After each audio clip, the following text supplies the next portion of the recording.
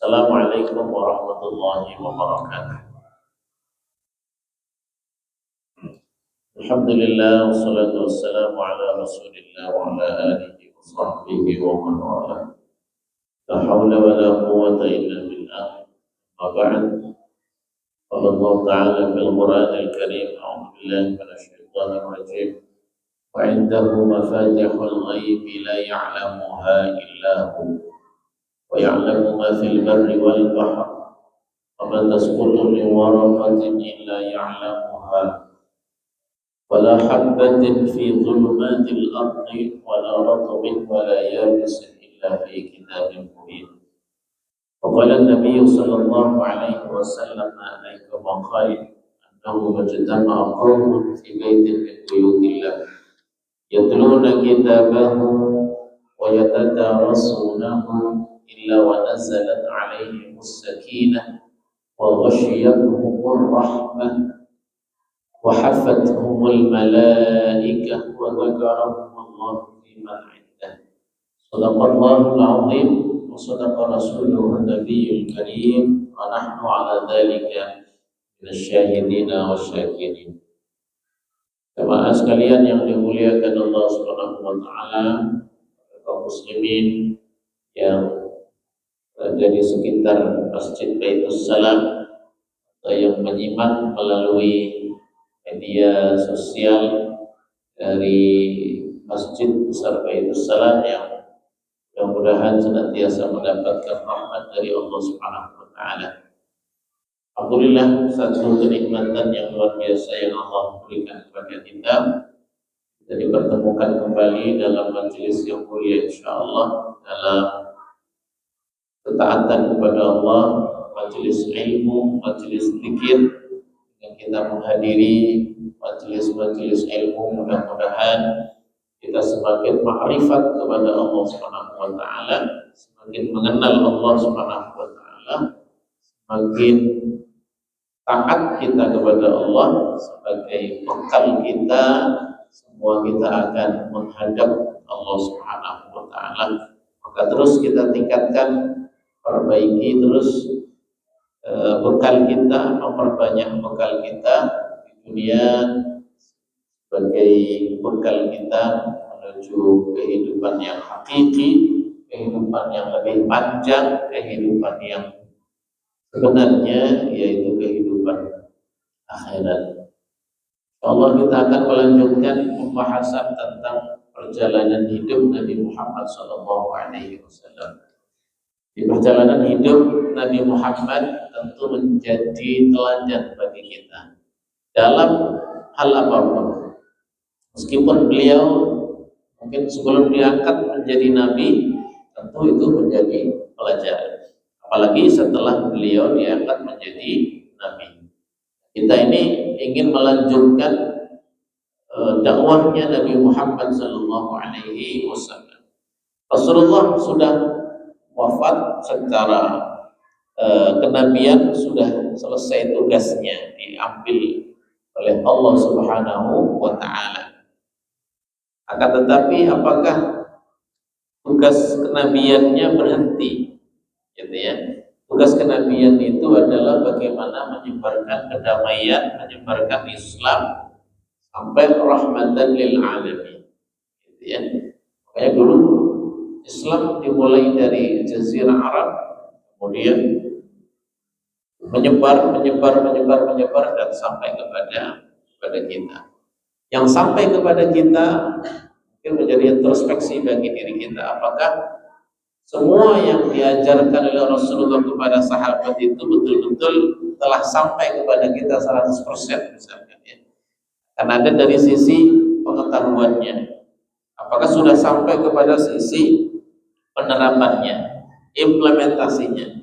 Karena kita mungkin tahu, tapi belum sampai kepada tingkat pelaksanaannya, atau belum tahu bagaimana cara mengamalkannya. Tentu ajaran Rasulullah bukan hanya kaitannya dengan sholat saja, bukan kaitannya dengan puasa saja, akan tetapi bagaimana membangun kehidupan masyarakat yang baik, bagaimana memunculkan kedamaian di tengah-tengah masyarakat, kesejahteraan di tengah masyarakat, tentu semuanya ini melahirkan para pemimpin-pemimpin itu juga semuanya merupakan apa yang dilakukan oleh baginda Nabi Muhammad Shallallahu Alaihi Wasallam dalam menyebarkan dakwah Islam, gitu ya.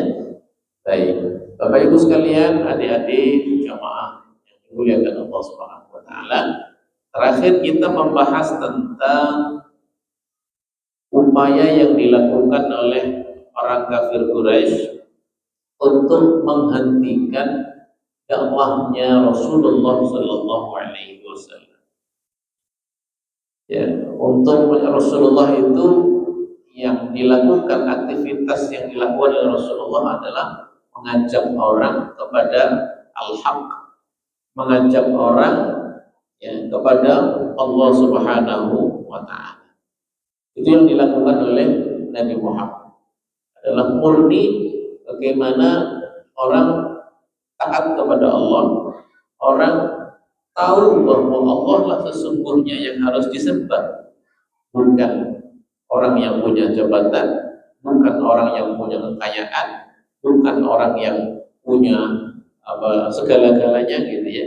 Tapi Rasulullah ditugaskan untuk min rabbil ibad ila min ibadati al-ibad ila ibadati rabbil ibad, dari menyembah hamba menjadi menyembah Allah Subhanahu wa Ta'ala. Itu yang dilakukan oleh Nabi Muhammad SAW. Sehingga orang-orang kafir Quraisy yang mungkin selama ini memanfaatkan orang-orang yang bodoh, mungkin ya, memanfaatkan orang-orang yang lemah, gitu ya, menjadi budak mereka, menjadi orang yang tidak punya posisi, orang yang terpinggirkan. Sedangkan di dalam Islam tidak mengenal hal tersebut, bahwa kedudukan orang yang paling istimewa itu adalah yang paling bertakwa kepada Allah Subhanahu wa Ta'ala. Itulah kemudian banyak di antara orang-orang yang pertama kali menerima dakwahnya Nabi Muhammad, di antaranya adalah orang-orang yang secara posisi di masyarakat tidak punya posisi yang bagus, begitu ya, yang memang termarginalkan awal-awal dakwahnya Rasulullah Sallallahu Alaihi Wasallam. Tapi secara bertahap Rasulullah mempunyai pengaruh, orang kemudian ikut tertarik dengan Rasulullah Sallallahu Alaihi Wasallam, memahami bahwa memang Islamlah agama yang paling rasional, Islamlah agama yang menghadirkan kedamaian, Islamlah sesungguhnya agama yang paling tepat, gitu ya. Allah yang menciptakan alam ini, kemudian Allah punya agama yaitu Islam ini yang paling inna dina indallahi Islam, kemudian diutus seorang nabi untuk mengajarkan Islam ini, maka inilah menjadi satu kesatuan yang ini yang didakwahkan oleh Rasulullah Sallallahu Alaihi Wasallam. Karena Rasulullah tidak pernah berhenti di dalam aktivitas mensyiarkan Islam, mengajak orang kepada kebaikan, sampai kemudian ya, terlihat hasilnya semakin bertambah, yang itu kemudian menjadi kekhawatiran bagi orang kafir Quraisy. Akhirnya mereka bergerak untuk menghentikan Nabi Muhammad Shallallahu Alaihi Wasallam. Berbagai cara. Yang terakhir yang kita bahas kemarin, cara yang dilakukan oleh orang kafir Quraisy untuk menghentikan dakwahnya Nabi Muhammad dengan cara negosiasi, diberikan tawaran untuk dijadikan pemimpin, diberikan harta, dinikahkan dengan gadis paling cantik di Makkah, diberikan dokter terbaik sehingga penyakit apapun bisa ditangani, bahasanya begitu ya. Karena ini salah satu di antara bentuk kenikmatan orang itu ketika sehat, begitu ya, maka dihadirkan menjadi pendamping dokter pribadi yang siap untuk mengobati, gitu. Itu sampai seperti itu tawaran yang diberikan oleh orang kafir Quraisy permintaannya satu, untuk berhenti melakukan dakwah. Tapi Rasulullah mengatakan dengan tegas bahwa saya tidak akan pernah meninggalkan dakwah yang Allah perintahkan kepada saya, yaitu Nabi Muhammad SAW. Itu yang dilakukan oleh Rasulullah, jawaban yang tegas dari Rasulullah SAW. Jadi ini menjadi bukti bahwa Rasulullah mempunyai komitmen yang luar biasa, keteguhan yang luar biasa. Jadi kalau bahasa kita, tidak kenal masuk angin, gitu. Tidak kenal masuk angin. Kadang-kadang ketika ditawarin jabatan tertentu sudah berubah ininya, statementnya, atau mungkin sudah berubah dakwahnya. Atau ditawarin kekayaan yang melimpah luar biasa, tapi kemudian diberikan syarat tertentu, akhirnya kemudian berhenti di dalam menyuarakan kebenaran, misalnya yang hak dan sebagainya, gitu ya. Ini Rasulullah menjadi contoh dalam hal ini, bahwa ini teladan. Kemudian ada pembahasan bahwa kenapa Rasulullah tidak menerima. Kan boleh simpan, punya potensi seandainya Rasulullah menerima tawaran itu, kemudian Rasulullah dijadikan menjadi seorang pemimpin, menjadikan raja, gitu ya. Ketika dia menjadi raja, berarti dari sisi politik, jabatan politik, dia punya wewenang untuk bisa, istilahnya, mengatur, bisa mengkondisikan, bisa membuat peraturan, ya, yang mengikat kepada seluruh penduduk.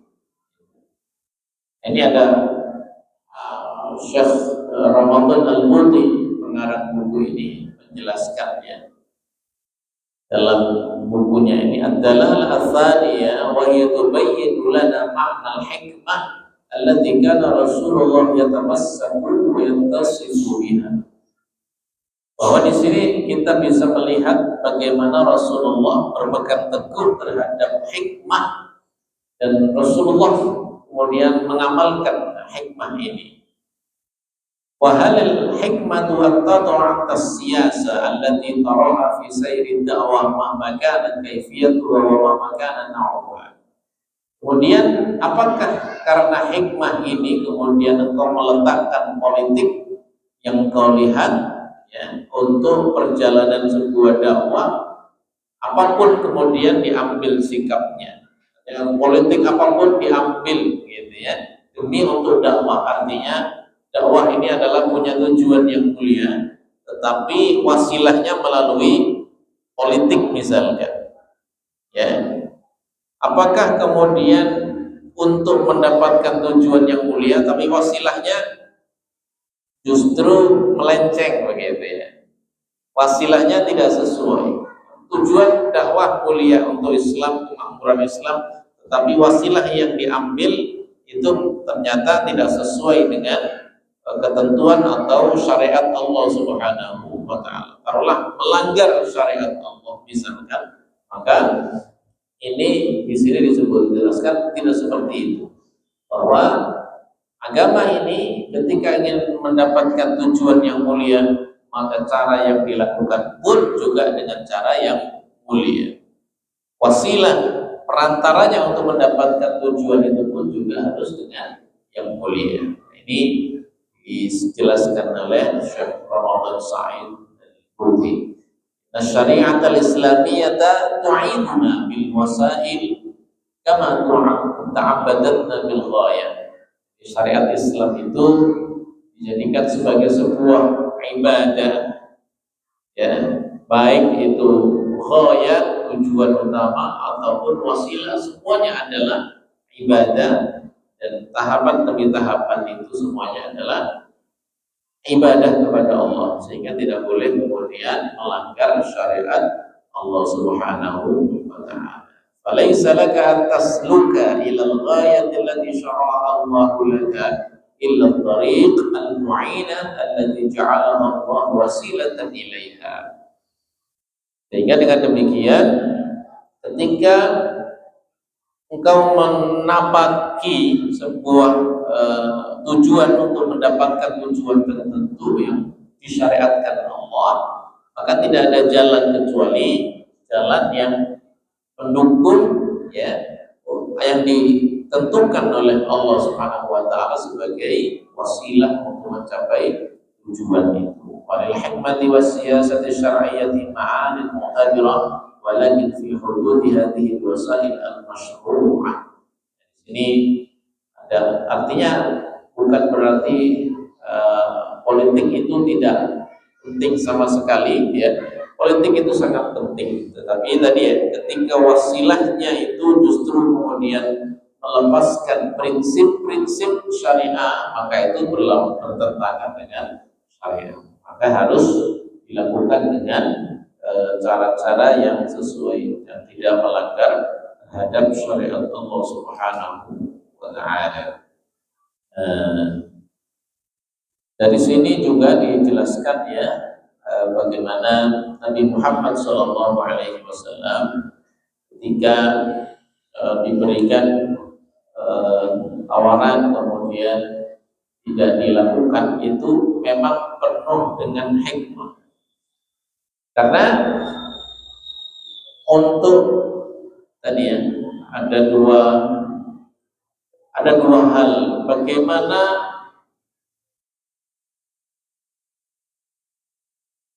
mendakwahkan Islam ini melalui dari bawah, dari masyarakat ke masyarakat, dari orang per orang sampai kemudian banyak, atau melalui jalur dari atas, dari jalur kekuasaan contohnya begitu, ya. Jadi ketika dia menjadi penguasa, dia merasa bahwa saya bisa menyebarkan Islam dengan maksimal karena punya jabatan, karena punya wewenang, gitu, ya. Ini ada dua hal ini. Tetapi dalam tahap ini Rasulullah tidak mengambil tawaran itu, gitu, ya. Karena apa?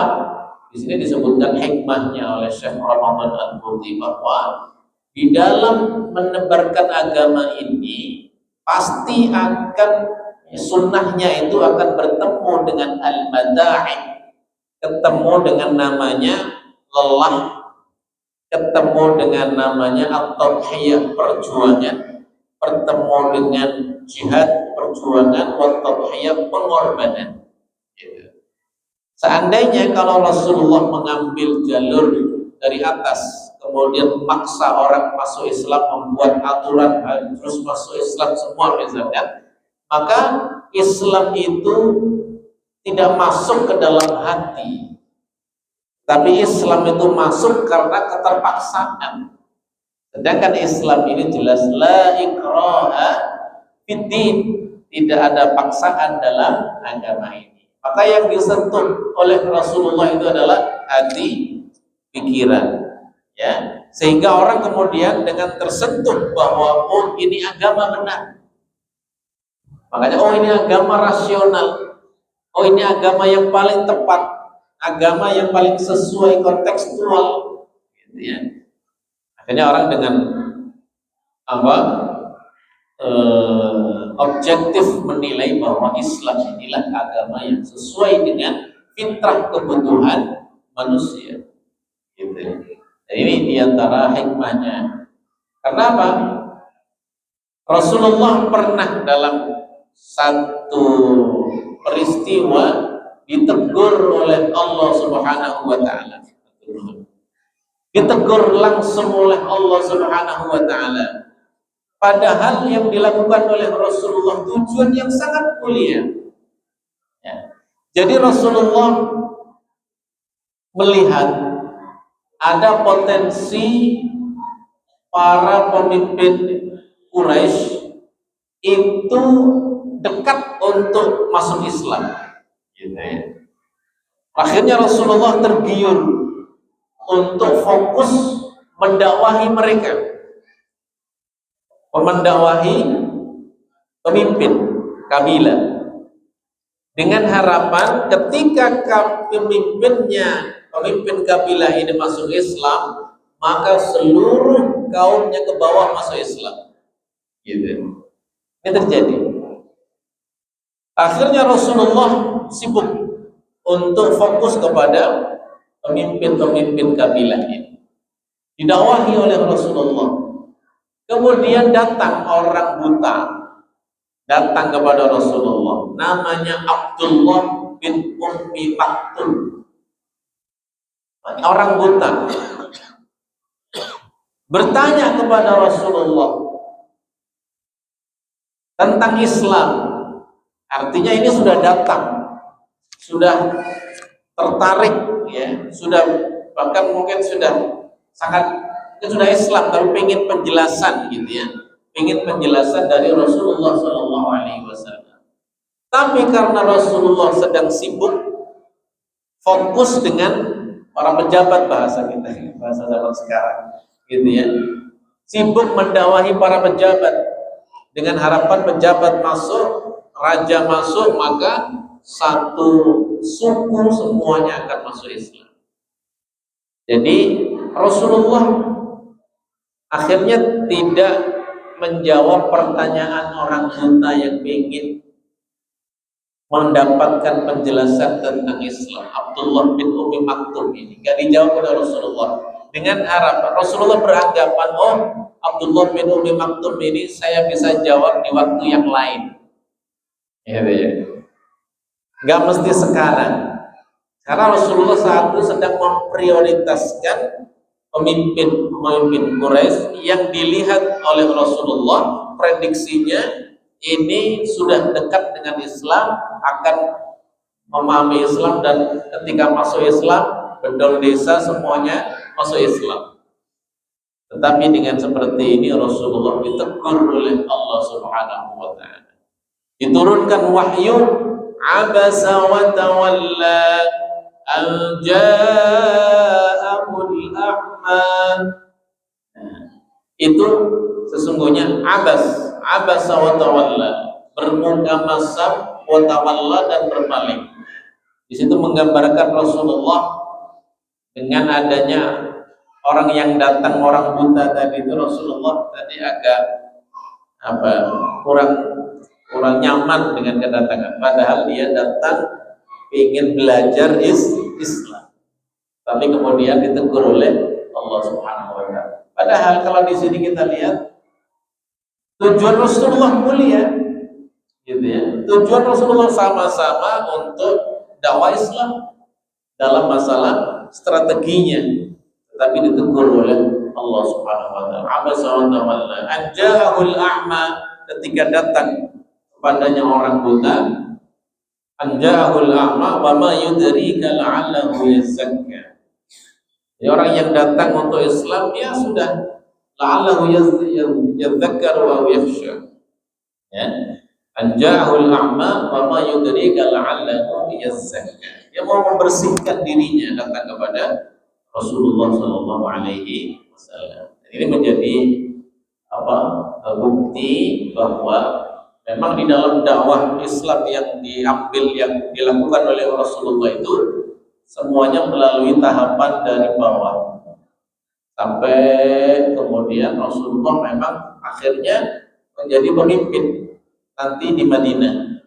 Kalau di Mekah memang betul-betul orang per orangnya, gitu ya, sedikit demi sedikit membangun kekuatan, ya, bersama dengan masyarakat.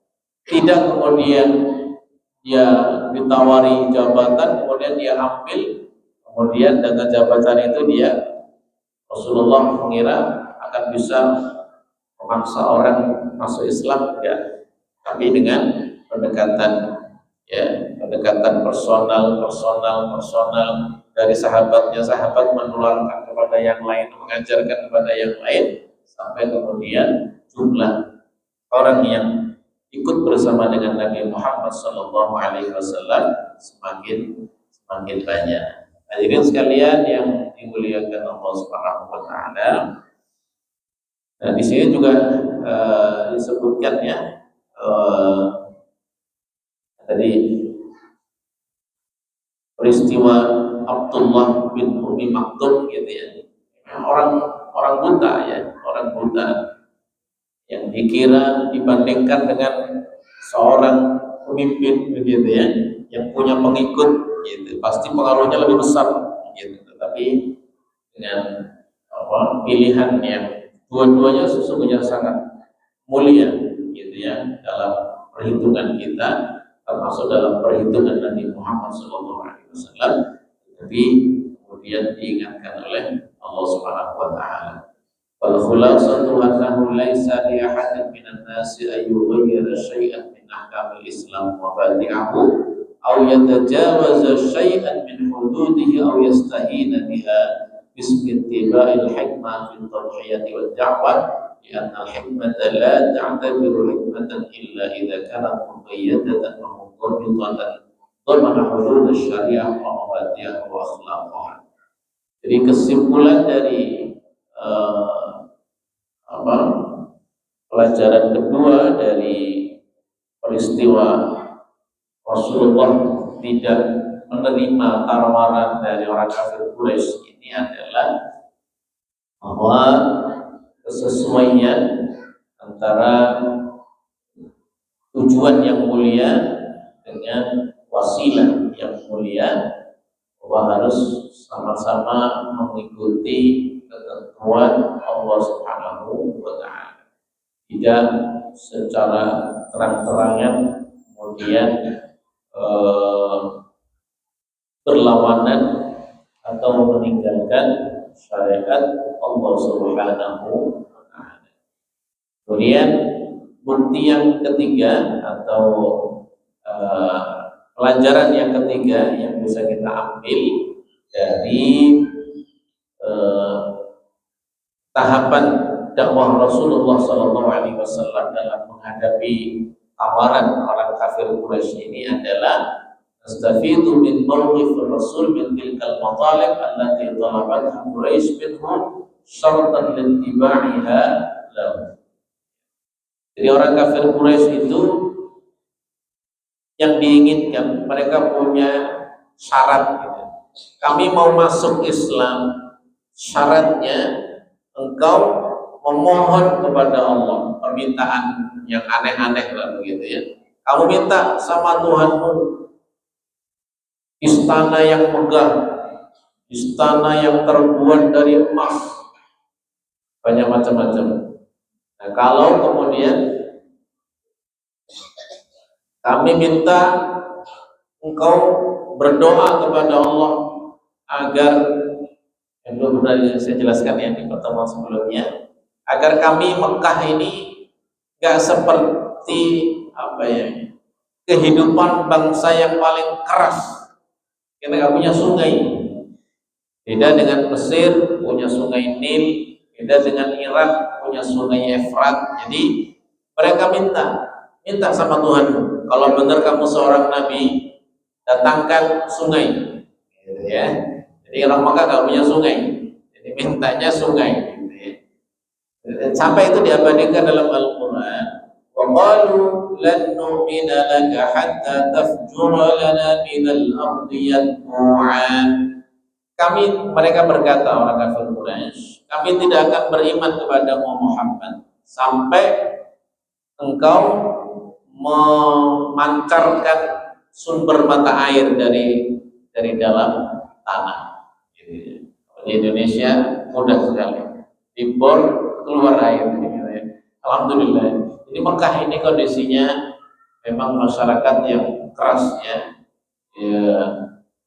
samping kanan kiri gunung, kemudian pada pasir, susah air. Ini kondisinya seperti itu.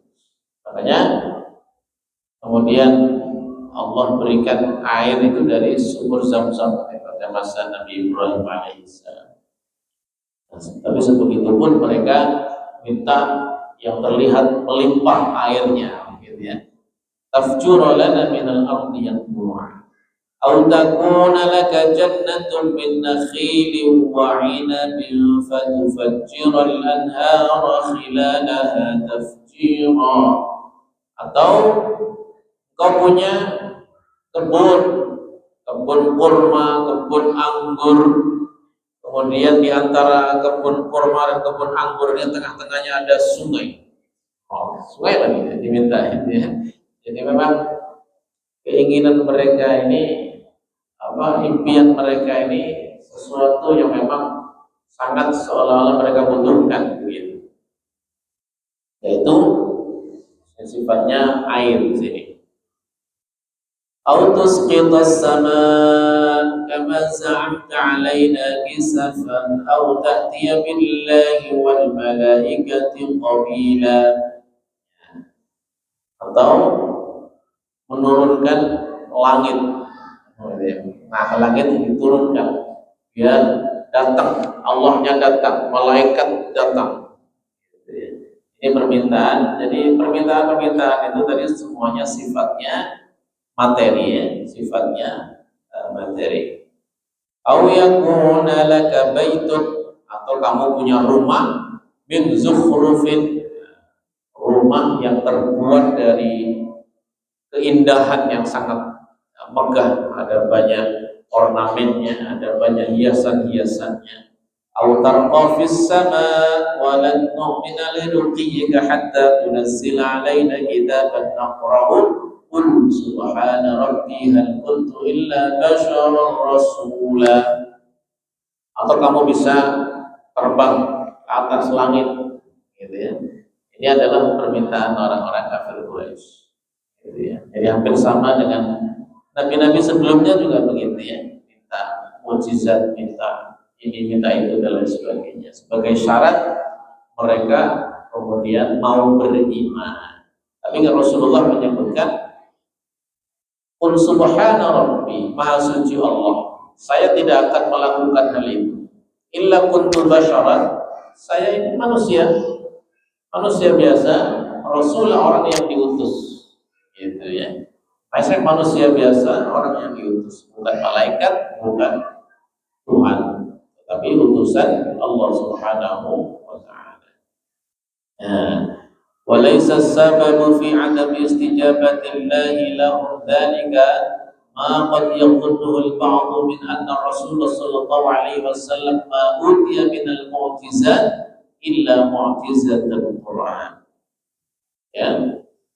Sebagian orang mengira bahwa Rasulullah itu hanya dikasih mukjizat Al-Quran dengan alasan karena permintaan-permintaan orang kafir Quraisy itu tidak dipenuhi oleh Rasulullah Sallallahu Alaihi Wasallam, sehingga orang kafir Quraisy tidak mau menerima ajakan Nabi Muhammad Sallallahu Alaihi Wasallam. Tetapi wa innama sabab anna Allah 'allama annahum innama yutalibuna bidzalika kufran wa inadan wa im'anan fi istizabin nabi. Nah, sesungguhnya sebab kenapa tidak dikabulkan permintaan orang kafir Quraisy itu karena Allah ingin memberikan pembelajaran, Allah ingin memberikan pengetahuan, pengalaman bahwa permintaan orang-orang kafir Quraisy itu sesungguhnya adalah bentuk kekafiran, bentuk penolakan, dan bentuk penganiayaan, menghinakan Rasulullah Sallallahu Alaihi Wasallam. Seandainya kalau diistijabah oleh Allah, maka dia akan minta yang lain, dan belum tentu akan beriman. Jadi, karena tadi belum masuk imannya itu di dalam. Beda dengan orang yang memang secara tahap demi tahap dia mendapatkan hidayah, kemudian mendapatkan petunjuk dan akhirnya bergabung dengan Rasulullah SAW. Sesungguhnya orang-orang yang meminta ini justru memang di hatinya sudah ada penolakan, nggak mau akan menerima dakwahnya Nabi Muhammad SAW.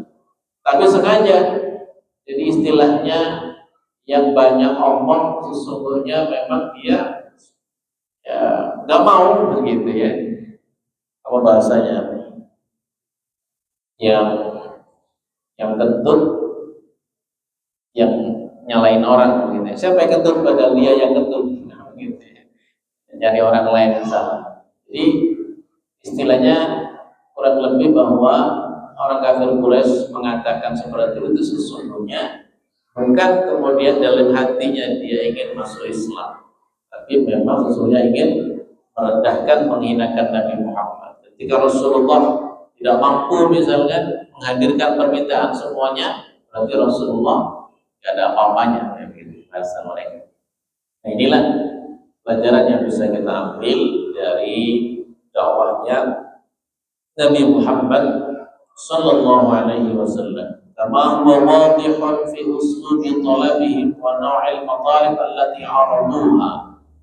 Bagaimana jelas dari bentuk permintaan-permintaannya pun ya, hal-hal yang aneh, kemudian sifatnya duniawi gitu ya. Walau alimallahu fihim sidqan talab wa husnan niyya wa annahum muqbiluna fi dhalika ala muhawalati ta'addud bil sidqin nabi la haqqqa lahum dhalika. Kata Syekh Buti, seandainya ya, kalau Allah melihat kejujuran, komitmen mereka bahwa mereka benar mau masuk Islam, maka mereka akan mencari bagaimana si Islam itu, kan begitu. Dibandingkan dengan apa istilahnya, bahasanya kayak nantang begitu ya. Bahasanya seperti nantang. Tapi kalau orang yang betul-betul komitmen, betul-betul ingin masuk Islam, ingin mengikuti dakwahnya Nabi Muhammad SAW, ajaran Nabi Muhammad SAW, maka dia akan mencari, gitu ya, akan bertanya kepada yang lain bagaimana dan lain sebagainya. Ya, itu. Dan ini juga ya kita bisa melihat dalam proses masuknya Islam, misalkan seperti Umar bin Khattab radhiyallahu anhu. Umar bin Khattab adalah sebelumnya kafir dan sangat membenci Nabi Muhammad SAW. Bahkan karena dia punya jabatan, dia sangat membenci Nabi Muhammad, terdepan pemimpin yang memusuhi Nabi Muhammad SAW. Kemudian ketika dia tergerak, ketika pulang ke rumah, kemudian mendapati adiknya membaca Al-Quran, gitu ya, membaca Al-Quran surat Toha, ma anzalna 'alaikal Qur'ana litashqa. Sungguh kami turunkan Al-Quran ini bukan menjadi petaka, bukan menjadi pemberat, bukan menjadi masalah hidup, gitu ya. Akhirnya Umar yang selama ini mendengar tentang Nabi Muhammad di luar bersama komunitasnya nggak ada yang baik, giliran pulang ke rumah adiknya baca Quran. Pas baca Quran, yang dibaca tentang Al-Quran yang selama ini disembunyikan, ternyata adiknya sendiri sudah masuk Islam. Kemudian yang dibaca tadi, manzalna 'alaikal Qur'ana litashqa. Akhirnya kemudian semakin penasaran, karena Al-Quran itu Masya Allah, pesan-pesan kalimat Al-Quran itu sangat kuat bagi orang Arab. Kalau bagi kita biasa aja, karena kita nggak ngerti, gitu ya. Tapi kalau orang yang ngerti bahasa Arab, makanya diturunkan bilisanin Arabiyyin, dengan lisan Arab, maka orang yang ngerti bahasa Arab, bahasa Al-Quran ini padat dan mempengaruhi dan pesannya sangat kuat. Makanya setelah tadi Umar bin Khattab ya, menyimak beberapa ayat Al-Quran, penasaran, merebut Al-Quran yang ada di adiknya, kemudian ada syaratnya, kemudian diperintahkan untuk bersuci, begitu ya. Kemudian baru membaca Al-Quran, dijelaskan Al-Quran, akhirnya kemudian masuk Islam. Umar bin Khattab akhirnya masuk Islam. Yang sebelumnya menjadi orang yang sangat terdepan di dalam membenci Nabi Muhammad, ketika masuk Islam menjadi orang yang terdepan di dalam membela Nabi Muhammad Shallallahu Alaihi Wasallam sampai kemudian menjadi khalifah. Nah, ini durus pelajaran tentang perjalanan hidup Nabi Muhammad di dalam menghadapi upaya yang dilakukan oleh orang kafir Quraisy untuk menghentikan dakwahnya Nabi Muhammad Shallallahu Alaihi Wasallam, dan salah satunya dengan negosiasi tadi ya. Walakin amara Quraisy bidzalika mutabiqun lima wasafahu Allah Ta'ala fi ayatin ukhra wa hiya qawluhu walau fatahna 'alaihim baban minas sama'i fadhallu fihi ya'rujun laqalu innama sukirat absaruna wa nahnu qaumun mas'ulun. Di sini ayat ini menjelaskan tentang seandainya Allah bukakan langit ini gitu ya, kemudian pasti mereka akan meminta untuk yang lain, minta naik ke atas langit, macam-macam permintaannya, nggak pernah tuntas karena tadi memang di hatinya sudah ada penolakan. Makanya ketika kita kadang-kadang kita berdebat, ada orang itu yang berdebat memang bukan untuk mencari kebenaran, memang di hatinya sudah ada penolakan dan apapun argumentasi dari orang lain nggak bakal diterima, gitu ya. Kayak di sini penting untuk bisa mempelajari apa yang diteladankan oleh baginda Nabi Muhammad Sallallahu Alaihi Wasallam. Kalau soal tadi, terima kasih. Mohon maaf atas segala kekurangan. Yang benar-benarnya dari Allah Subhanahu Wa Taala. Assalamualaikum warahmatullahi wabarakatuh. Waalaikumsalam warahmatullahi wabarakatuh.